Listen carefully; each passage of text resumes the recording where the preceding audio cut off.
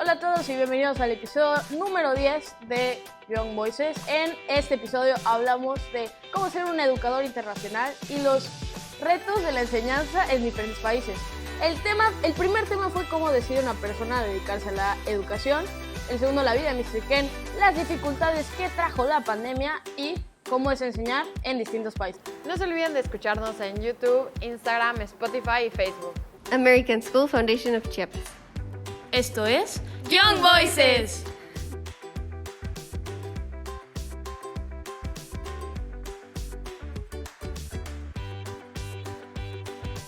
Hola, yo soy su presentadora Alana y el día de hoy escogeremos el pilar Internationally Minded para hablar sobre él. Atrás de cámaras tenemos a nuestra querida Farah, a Carla y a Santiago Salazar y a todo nuestro staff que también nos apoya. Y a mi lado tengo al profesor Mr. Kenneth Davis. How are you? I'm doing great. Encantado de estar aquí and looking forward to sharing with you my international education. Great. Well, I'm going to talk to you a little about himself, okay? El señor Kenneth Davis tiene más de 25 años de experiencia en el campo de la educación como educador experimentado, líder dedicado y miembro de la comunidad. Tiene una maestría en la educación de la Universidad Estatal de Framingham, un certificado de administración y supervisión en tecnología de la Universidad Johns Hopkins y una licenciatura en matemáticas de la Universidad de Ohio.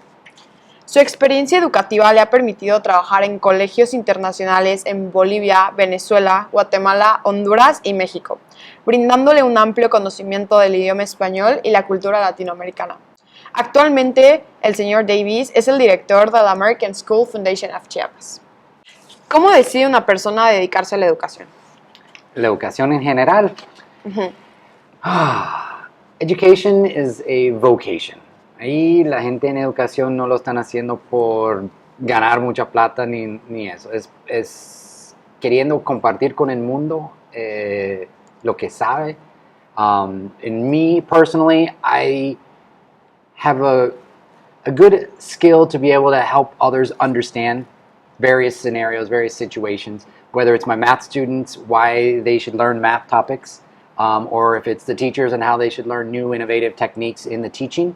And so it's led me to positions where I'm able to share my knowledge with others in a very effective way so that they can then continue and trickle down that knowledge. ¿En tu familia hay más personas que se dedican a la educación? En mi familia, bueno, mi esposa es maestra también, lleva más de 30 años educando.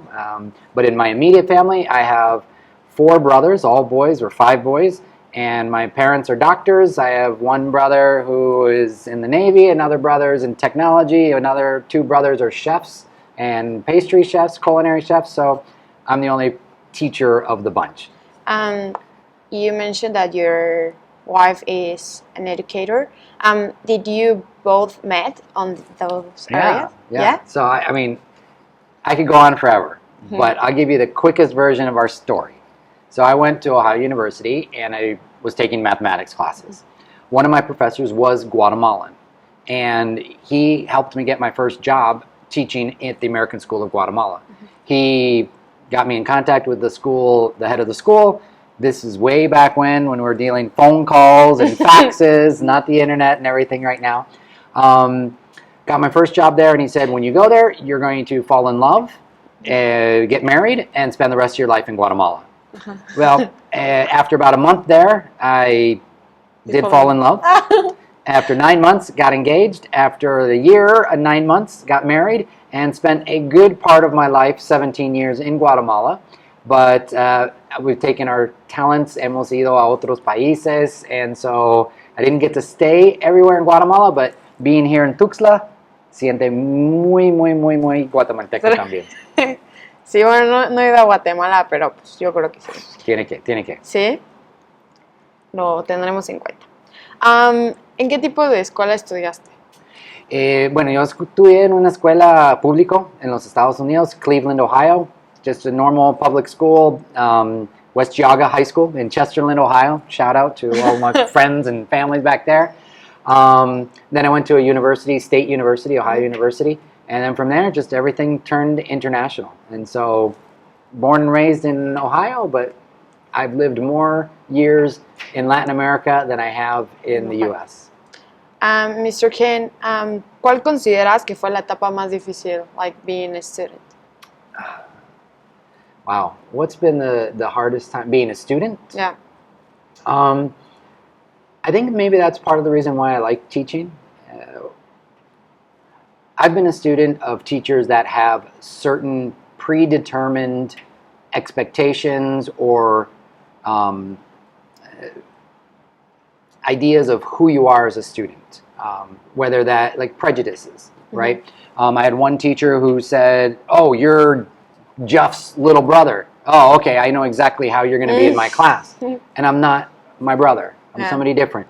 But that kind of treatment led me to not enjoy that class. And so I've had a few staff members that might treat me a little bit that way. And so I think that's the biggest thing that bothers me, when somebody doesn't give you a clean slate, a new page in the book so that you can start over on your own. I've had other teachers that have high expectations. I love it. If you ever watch the movies and you see, I actually lived it, where I had one teacher at Ohio University. There was 4 classes of calculus. Calculus A, B, C, and D. In calculus A, you went into the class, and the teacher said, half of you will pass the class and go to B. Half of B passes to C, half of C passes to D, and half of D graduate. That literally happened. When I got to calculus C, I got the lowest grade possible to pass.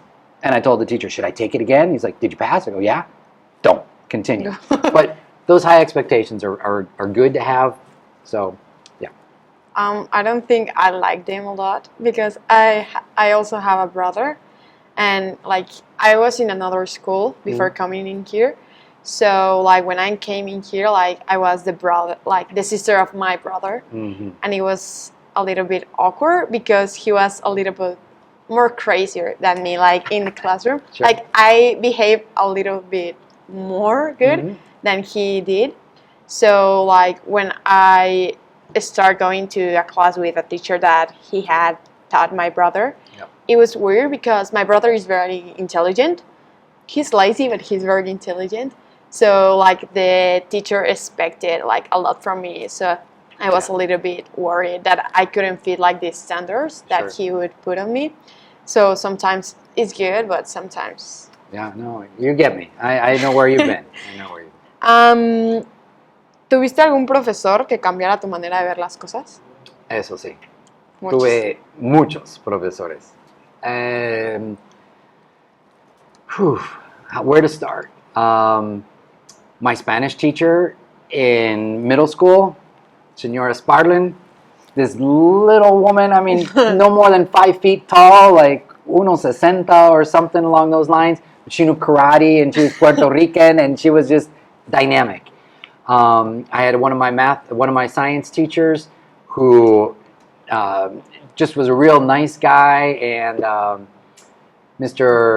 my Latin teacher, Mr. Preeter. I don't know, just tons of great teachers, but I think every single one of them have helped me realize what skills good teachers have, and to try and take all those skills and to put it into my little bag of tricks so that I can polish and help, promote those kind of skills to other people. So quite a few. And yeah.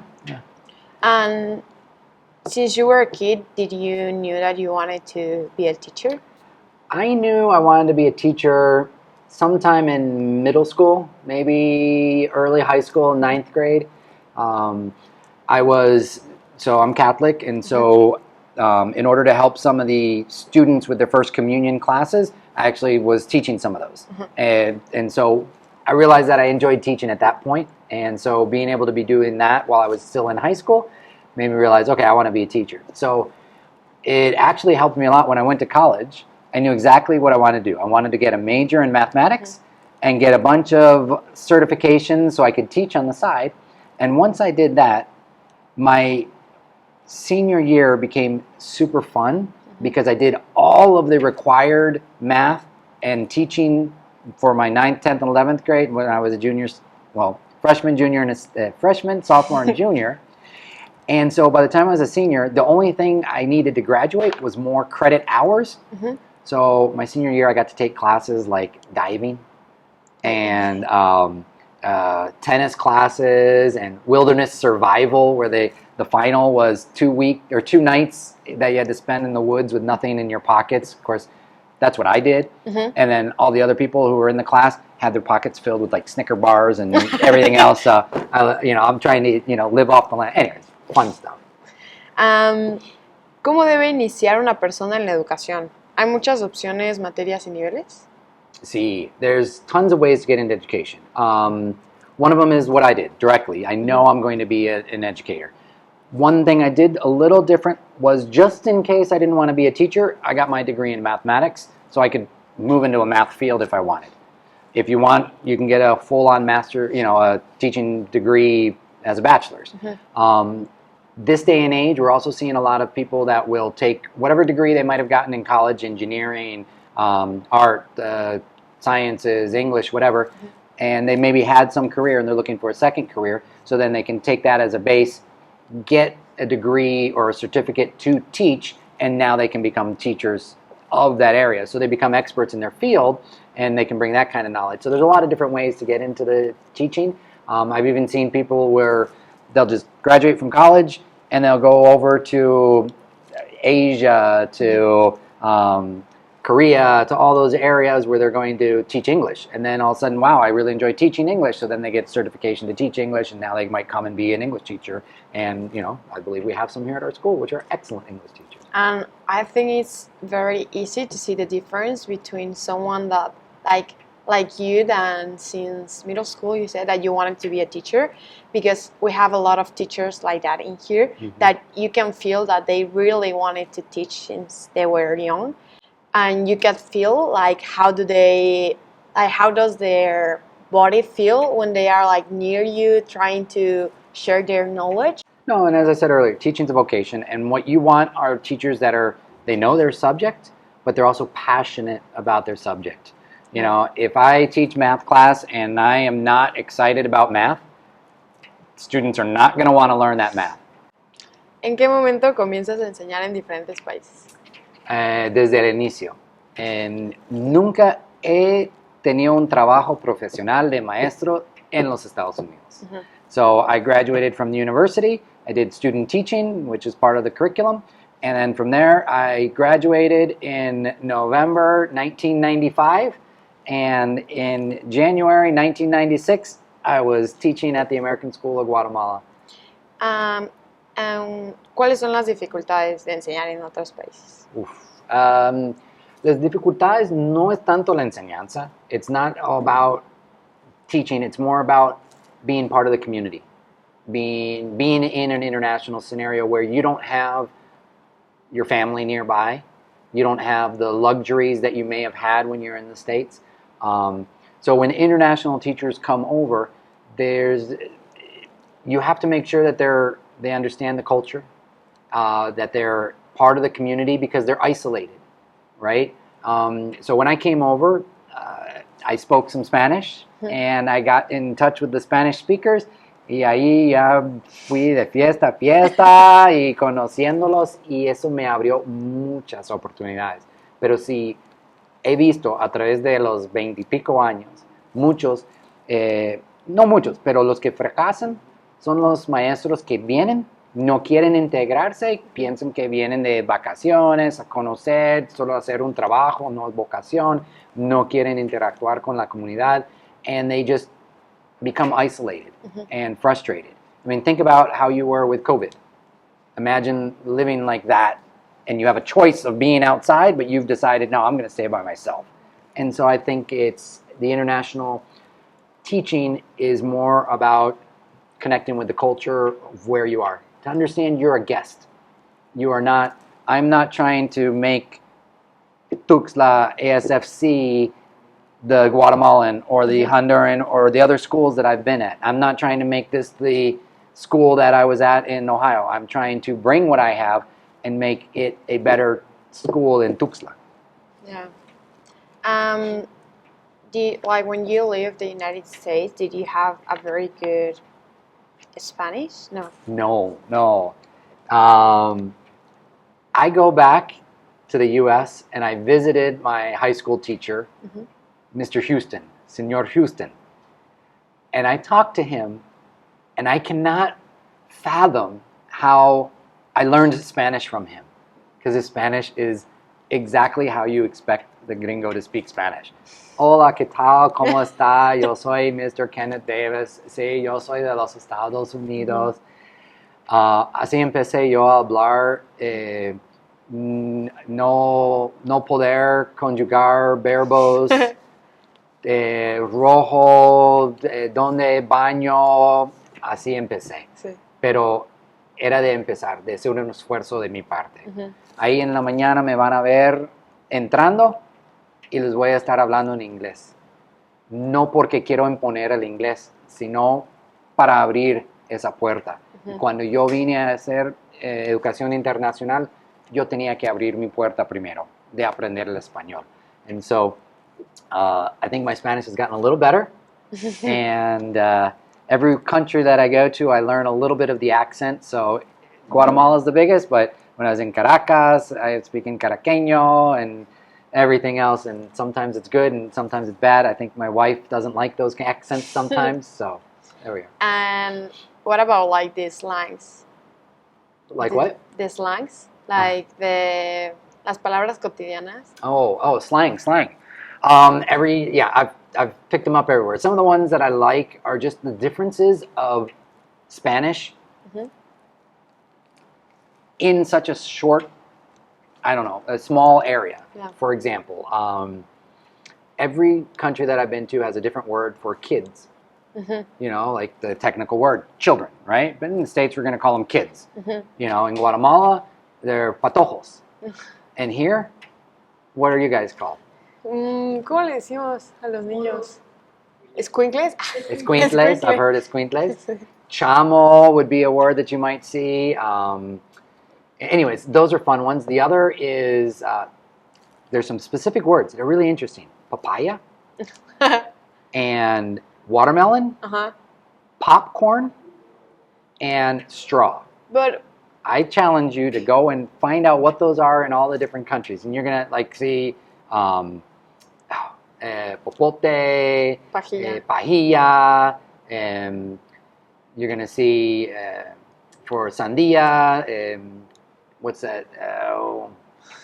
But I don't remember. Anyways, it's fun. So like everywhere I'm at, I learn a new word and we have some fun with those. ¿Cómo equilibra la familia y el trabajo al estar en diferentes países? Bueno, ha sido muy fácil, al menos los últimos 4 años. Cuando digo fácil, mi familia que está en los Estados, they're there and we go and visit them once a year. But my immediate family is my wife and our daughter. And so our daughter, born in Guatemala, and she was at the school I was teaching. Y cuando fuimos a Caracas también vino, y cuando fuimos a Bolivia, y cuando regresamos a Guatemala. So our daughter has done the international education, and my wife and I, we've done international teaching. When we left Guatemala and went to Honduras, my wife and I were the only ones to go to Honduras, and our daughter went to university. Oh. So she actually went to the university that I went to, which is really awesome.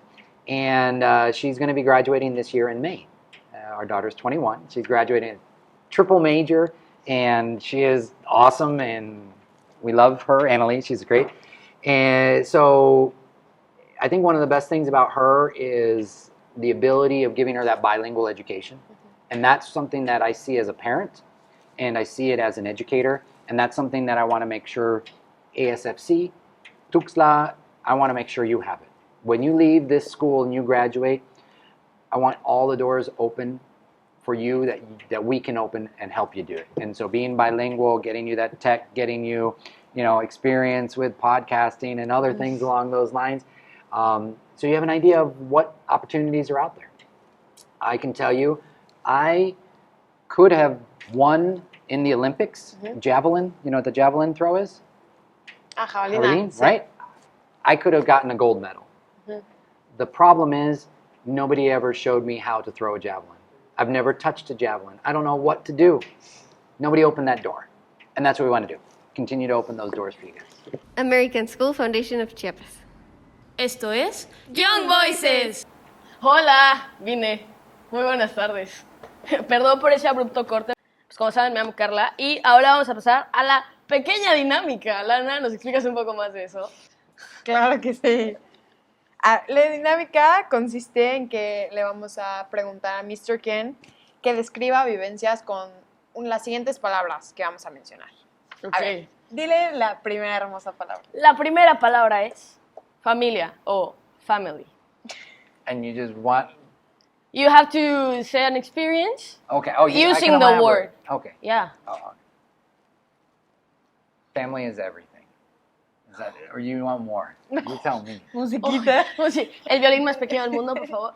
Oh, yeah, it's playing. Okay. Yeah. No, like an experience that involves family. Okay. So maybe like, why is family everything to you? Family is everything because whatever choices and consequences whatever choices I make, the consequences that it's going to have, I know it's going to affect my family. Whether it is going to be dónde está mi próximo trabajo, si es cerca o lejos de la familia, si es bien para mi familia, si es bien para mi persona, mi currículum, si gano bien para poder mantener mi familia, cómo está mi familia, todo alrededor de ellos. Lo que ha pasado, another thing with family, every school that I've gone to, I've always brought to the table that I'm trying to make this a better school for my family. In most cases, it's been my daughter who's been at the school. Right. And so improving the school for her makes it a better school for everybody. And even though she's not here right now, we continue to do that to make it a better school. I consider you guys now part of my family. Alana, can you give us the second word, please? Well, let's put it in a funny scenario. Alumnos. Alumnos. But let's make it like alumnos in the SFC. Alumnos here. Wow, that's a tough one. Uh-huh. Because I've only been here a little while and I'm getting to meet you guys and getting to know you guys. But for sure you have some crazy experiences. I have a few. Wow, on the spot, thinking of a funny scenario that's already happened here. I don't know. I can tell you I had a great time playing with the boys soccer the other day. Uh-huh. And I had a fun conversation with the girls soccer team yesterday. Right. You know about? Yeah. Okay, we'll keep that on the video. I've had some fun interactions with the vending machine. That's always been a good topic. The vending But I don't machine. think we need to elaborate per se on those scenarios. But at the end of the day, I love hanging out with the students. I love saying hi and just, even though we're wearing masks, I know there's smiles going on behind it, and that's what it is. It's having a good time. Okay. La siguiente palabra. Pues hablando, equipo. Una anécdota que haya tenido algo que ver con equipo. Well, equipo, I mean, it's team, right? But Yeah. what team am I talking about? Am I talking about my administrative team, the team of teachers? Am I talking about a soccer team? Teachers. Am I talking about my ultimate frisbee team? Am I talking about, You have a my frisbee team? I'm talking about my sports team that I support, go Cleveland Browns, Indians, Cavaliers, all that good stuff. So team is a big word, and I think my answer there was probably enough. But the biggest team that I take care of right now is, I think of my teachers as my biggest team, because if I can take care of them, make sure that they are getting their needs met, then they're going to be the teachers that we were talking about earlier, the teachers that are happy, the teachers that are dedicated in the classroom. If they're not having their needs met, then maybe it trickles into the classroom, and then you have a bad experience as a student. So they're going to be my immediate team right now. A happy teacher is a happy class. There you go. Ok, la última palabra. COVID. COVID. Yeah. Okay. COVID. Funnest word ever. I'm going to say COVID's just it's a learning experience. It's a hurdle. It's an obstacle to overcome. I don't want to say it's bad. There's been bad things that have come out of COVID, but there's been some really good things too. I think we've learned how to communicate differently, and we can take those things with us into the the future, the next generation, as we learn, technology's increased a lot out of necessity. I think we've appreciated some of the things that we didn't appreciate before, like how nice it was to be able to come in and give a person a hug, and we lost that for a few months. And it's not, you could look at it negatively, okay, we didn't get that, but now we can just realize how precious it was and how precious it is, and how those are things we want to get back to, so they become more of a focus. You know, we just want to stay safe. Right. And if we don't feel safe, and that's a big thing, if you don't feel safe, you're not going to learn at school. Or if the teachers aren't safe, they're not going to be able to teach. And if they're feeling safe, the next step is to feel happy or to want to be at school. Stay happy and healthy. La verdad es que no veo el día en que ya no usemos cubrebocas. Bueno, hablando del COVID, in which country were you when the COVID Honduras. started? I Honduras? was in Okay. ¿Cómo cambió la educación a raíz del COVID? Bueno, de día a noche. Actually, I was working in Honduras, but when COVID actually came, I was doing a Cognia accreditation for Lincoln School in San Jose, Costa Rica. So I was actually on site. We were doing an evaluation of the school, and COVID started coming to Central America. We had to cut it a little bit short, and then I got to the airport a little earlier, and I'm sitting on the airplane, and we had to go from San Jose, Costa Rica to San Salvador, and then to Tegucigalpa, Honduras. So we had a layover. The pilot gets on the microphone while we're sitting all in the airplane and says, if any of you guys are going to stay in El Salvador, get out of the plane now, because when you get to El Salvador, they just implemented a 40-day quarantine. 40. I was thankfully just staying and moving on, so I stayed on the airplane. I got to Tegucigalpa, straight to the school, told all the kids, teachers, get everything out of your lockers, everything that you can, go home. It was right near Semana Santa at that time, if you remember. We're going to be online for a few weeks after Semana Santa. Well, actually, for us, it was earlier, I think. About March 13th. March is sí. pretty No, much por when- nosotros fue como febrero, nos dijeron, no, pues, ajá, como a finales de febrero, algo así. Me acuerdo porque mi hermana cumple en marzo y no tuvo fiesta. There you go. There you go. Justo, es la única razón. De que van a tener ¿qué? Vamos a tener Vacaciones. unas vacaciones, ¿no? 2 semanas. Exactly. De esas 2 semanas se volvieron 2 meses y luego de esos 2 meses otro mes, no sé qué, y ahí fue cuando ya implementaron el sistema online. Pero fue bastante No, and that's extraño. it. Send everybody home, and like you said, the 2 weeks turned into 2 months, and Yeah. turned into, for most schools, about 2 years. We're Yeah. almost at 2 years. During that time, online virtual education, however you want to call it, distance learning, became a necessity, something essential. Thankfully, we had a lot of technology at the school, and the teachers had that base in order to be able to start to deliver it, which was great. Some of the schools that didn't have that really suffered. Yeah. And then while I was there in Honduras, we saw the need for getting kids back into the classroom. So myself with another group of heads, part of the ABSH, and we met with the government. We really pushed as hard as we could, even with the president at certain times, so that we could get the permission to then reopen the schools. And so I was part of that process, pushing everybody so that we could. And before I'd left, we did get it to where we could have all the kids on campus with protocols and everything like that. And I'm glad to have come here where we're able to do that and more. And I'm super excited because we've had a week with no COVID cases, which has been awesome. Ok, ahora vamos a nuestras conclusiones. Alana, ¿quieres dar tu conclusión tú primero? Respondiendo a nuestra bella pregunta de ¿cómo es ser un educador internacional? Claro que sí. Bueno, mi conclusión, en base a todo lo que he platicado con Mr. Ken, es que, bueno, en cambio a lo que yo hubiera pensado que la barrera más difícil sería el idioma, pues él me platicó que en verdad lo más difícil, pero que pues al final siento que te llena más como persona, es esa parte de cuando llegas a un lugar y en lugar de sentirte por encima de los demás, quieres como entender su cultura y conocer todas sus raíces y por qué son de la forma que son.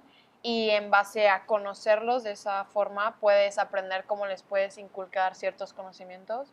Entonces no solo va de, no es solo el cómo enseñar, sino también lo que ellos te pueden enseñar a ti. Wow. That was Spot on. great summary. I love it. And yours? Like Your conclusions. Your conclusions. My conclusion? Well, my conclusion is my life, right? It's here. I'm still working on it. International education, it's a vocation. It's great. And when we see the products of our vocation and watch you guys grow and watch you become professionals and come back and share with us your experiences, invaluable. And I can tell you, working over the past 25 years, having literally thousands and thousands of former students, it feels good to have been part of their learning process. Pues en mi opinión, la verdad, a mí se me hacía como ser un educador internacional, es como de, no, pues vas de escuela en escuela, da igual cómo lo dejes, mientras, ponte, tú estuviste ahí bien, pero, pues, como nos has dicho, Mr. Ken, que, o sea, dejas un tipo de, como, modelo para que el siguiente, que el director que llegue pueda, si quiere usarlo, basarse de él, porque es algo que funciona, ¿no? Porque, no sé, siento que no dejas una escuela a menos que esté como preparada a tus ojos, ¿sabes? O sea, que le das todo al 100% y eso se me hace algo muy, muy padre. That's it. Leave your little fingerprints along the way. Yeah. Your little bulldog paws. A bulldog paws. Go Bulldogs. That's another one. Bueno, los esperamos y los invitamos a escuchar nuestro podcast, como saben, en YouTube, en Spotify, en Instagram y Facebook. También no se pierdan el siguiente y si no ven el pasado, ¿qué les sucede? Vayan a verlo, ¿no? Muchísimas gracias, Mr. Ken, for being here. We really enjoy it. Yeah. And yeah, Well, thanks. Thank you. I appreciate it. It was great to have a conversation, and anytime, you let me know. Yeah, perfect. And don't forget to leave comments. See you on the next one. Cuídense. Bye!